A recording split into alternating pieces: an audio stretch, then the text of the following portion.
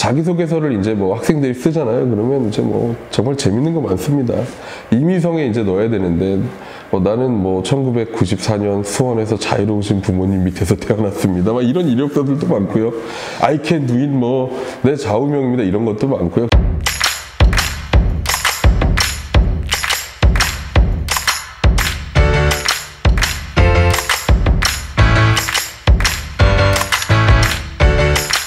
안녕하세요. 털보형 피터입니다. 네, 해리입니다. 여러분 반갑습니다.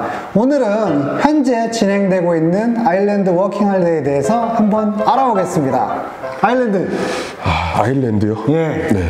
사실 저희 쉬운 국가는 아닙니다. 뭐 정보도 많지도 않고요. 뭐 우리가 많이 가는 국가도 아니고요. 보통 워킹홀리데이가 여행이나 이런 것들로 좀 많이 가게 되면 사람들이 쉽게 접하는데 아일랜드 같은 경우 사실 많이 가는 나라는 아니죠. 네, 좀 생소한 국가이긴 한데 우리나라가 워킹홀리데이 그 체결이 몇 개국하고 되어 있나요? 현재 24개는 국가. 그 중에 한 국가군요. 네, 맞습니다. 그렇죠. 아일랜드는 언제 모집하죠? 2009년도에 워킹홀리데이 모집을 시작해서 초창기에는 1년에 1회 모집을 했어요. 지금은 연 2회로 나눠서 모집을 하고 있고요. 모집 시기는 뭐 그때그때마다 조금씩 다릅니다. 통상적으로 4월달, 10월달 이렇게 6개월 단위로 모집이 되고 있다고 보시면 좋습니다. 지금 아일랜드 워킹홀리데이 같은 경우는 한국 사람들을 몇 명을 뽑나요? 600명을 뽑습니다. 600명을 많이 뽑는데 뽑네요. 네, 많이는 뽑긴 하지만 그래도 또 다른 영어권 국가에 비교하면 인원이 또 그렇게 많은 편은 아니에요. 하지만 말씀하신 대로 인구 대비로 따지면은 굉장히 이제 아일랜드에서 많이 뽑아서 가고 있죠. 각 300명씩 2차로 나눠서 4월 달에 300명, 10월 달에 300명 이렇게 모집을 하고 있습니다. 지금 그럼 2차 모집이겠네요? 10월 8일이고 오늘이 2차 모집 기간 중에 현재 있습니다. 아, 그렇군요. 그러면 경쟁률이 있을 거 아니에요? 셉니다. 셉니까? 굉장히 셉니다. 아일랜드 같은 나라가. 네, 셉니다. 영어권에 있는 워킹홀리데이 국가들에 대해서 보면은 막 각각 경쟁률이 다 있어요. 호주 제외하고요. 호주는 이제 모집 인원 제한이 없으니까 경쟁률이 존재하지 않는데 캐나다나 뉴질랜드 그리고 영국이나 아일랜드 이렇게 영어권 국가 호주를 제외한 4개국인데 이 4개국 중에서 경쟁률이 제일 높다라고 보시면 됩니다. 몇 대 1 정도 되나요?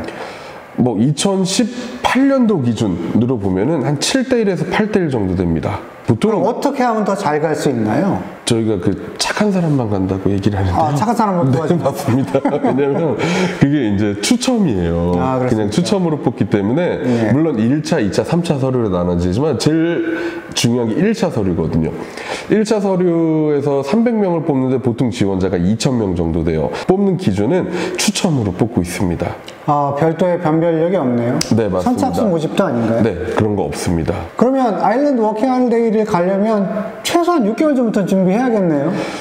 올해 워킹홀리데이를 가는 친구들은요 2019년 10월인데요 현재 기준으로 보면은 2018년도 혹은 2019년도 1월 달에 비자 승인이 난 친구들이 현재 워킹홀리데이를 출국하고 있다고 보시면 좋겠습니다. 아일랜드 워킹홀리데이 신청 방법은 어떻게 되나요? 자, 일단은 서류예요. 3장짜리입니다. 3장짜리 신청서를 작성을 합니다. 뭐 첫 번째 장은 뭐 여러 가지 쓸 것들이 좀 있고 두 번째 장은 이제 나 뭐 범죄 없다, 뭐 결핵 없다 이런 거 체크하는 란이고요. 세 번째 장은 이제 사인하는 란으로 되어 있거든요. 이렇게 해서 총 3장을 작성을 하게 되고요. 그거를 이메일로 보내게 됩니다.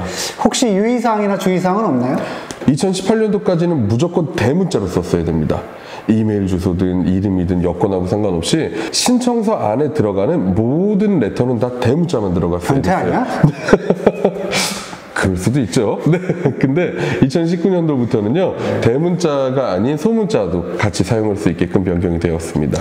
우리가 워킹홀리데이 비자를 신청하려면 신청비라는 것도 들잖아요. 네, 맞습니다. 신청비는 얼마고 어떤 절차가 필요하나요? 자, 1차에서 나는 운이 좋아서 300명에 뽑힌 사람은요, 2차 서류를 제출해야 되는데요. 2차 서류가 굉장히 많아요. 그 중에 한 가지가 바로 지금 피터 형이 얘기했던 바로 워킹홀리데이 신청비입니다. 신청비는 84,000원입니다.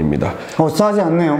네, 그래도 다른 국가보다 쌉니다. 그렇습니다. 네, 비싼 나라들은 뭐 40만 원, 뭐 심지어 영국 같은 나라는 거의 100만 원에 육박하기 때문에 아일랜드 84,000원은 그래도 비용이 좀 낮은 편이에요. 얘네들 비자 갖고 지금 장사하는 거 아니야?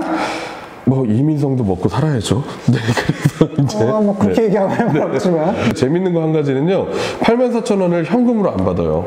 그렇다고 카드로도 안 받아요. 이 84,000원 어떻게 받냐면 우편환 제도라는 게 있습니다. 내가 우체국에 84,000원을 내면 요즘 어음이라는 거 잘 안 쓰죠. 근데 어음처럼 84,000원이라는 종이를 하나 끊어줍니다.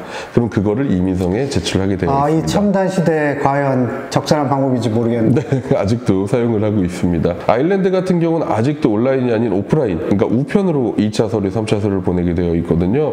그런 걸 보면은 굳이 뭐 온라인 시대를 따라가려고 하지 않는 비자의 특성을 가지고 있는 것 같습니다. 2차 서류에서 사실 중요한 것 중에 하나가 자기소개서하고 이력서가 들어가야 돼요. 자기소개서를 이제 뭐 학생들이 쓰잖아요. 그러면 이제 뭐 정말 재밌는 거 많습니다. 이미성에 이제 넣어야 되는데 나는 뭐 1994년 수원에서 자유로우신 부모님 밑에서 태어났습니다. 막 이런 이력서들도 많고요. I can do it 내 좌우명입니다. 이런 것도 많고요. 그런 건데 사실 의미가 없죠. 왜 아일랜드를 가고자 하는지, 가서 뭐 할 건지, 다녀와서의 계획, 이 정도만 이제 자기소개서를 쓰시면 좋을 것 같고요. 그리고 뭐 2차 서류가 마무리되고 나서 3차 서류에는 여권 원본이 들어가야 됩니다. 두 번째는 여행 계획서 혹은 비행기표가 들어가고, 세 번째는 보험 증서, 이렇게 세 가지만 보내게 되어 있습니다. 꽤 힘드네. 1차, 2차, 3차를 다 거치려면 몇 개월 정도가 소요되나요? 10월 초에 첫째 주 모집을 했을 때 우리가 기준을 잡자면 빨리 나오면 11월 마지막 주, 그리고 좀 늦게 나온다 싶으면 12월 둘째 주 정도에 나올 거라고 예상을 하시면 맞을 겁니다. 아일랜드는 학생 비자로도 워홀 비자처럼 갈 수 있다고 들었어요? 어떤 제도인가요? 네, 맞아요. 사실 아일랜드 같은 경우는 우리가 쭉 보면은요, 워킹홀리데이보다 학생 비자로 출국하는 20대 인원수가 더 많은 나라기는 해요. 그렇습니까? 아무 조건 없이 학생 비자로 일할 수 있는 그런 퍼밋을 받게끔 되어 있거든요. 그 조건이 있을 거 아니에요? 뭐 특별한 조건이 없습니다. 말 그대로 학생 비자를 받는 조건만 되면 됩니다. 예를 들어서 현재 있는 교육기관을 등록을 해서 내가 영어 공부를 한다, 이것만으로도 일을 할 수가 있는 그런 비자가 나옵니다. 그러면 굳이 워킹홀리데이 비자를 받으려고 그렇게 애쓰지 않아도 되겠네요? 물론 뭐 워킹홀리데이 비자는 1년이라는 기간, 학생 비자는 8개월이라는 짧은 기간이긴 하지만 내가 굳이 1년까지 살지 않아도 된다라고 하는 친구들은 학생 비자로 출국하는 것도 나쁘지 않은 방법이기도 합니다. 학생 비자는 별도의 뭐 신청 비용이나 이런 게 드나요?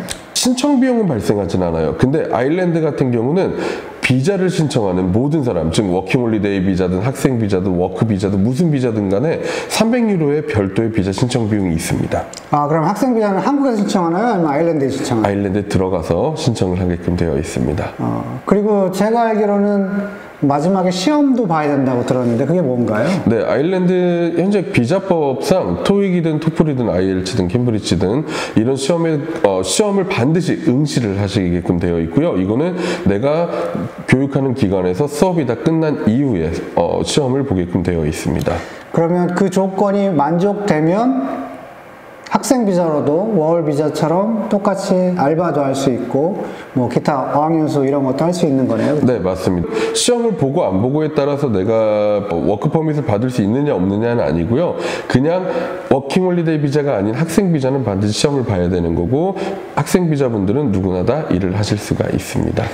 그러면 뭐 난 6개월 후에 갈 수가 없다, 바로 가야 된다, 그러면 학생 비자도 좋은 선택일 거 아니에요? 맞아요. 그렇죠? 굳이 워킹홀리데이 비자보다는 학생 비자, 왜냐면 학비도 굉장히 싸요, 다른 국가에 비해서요.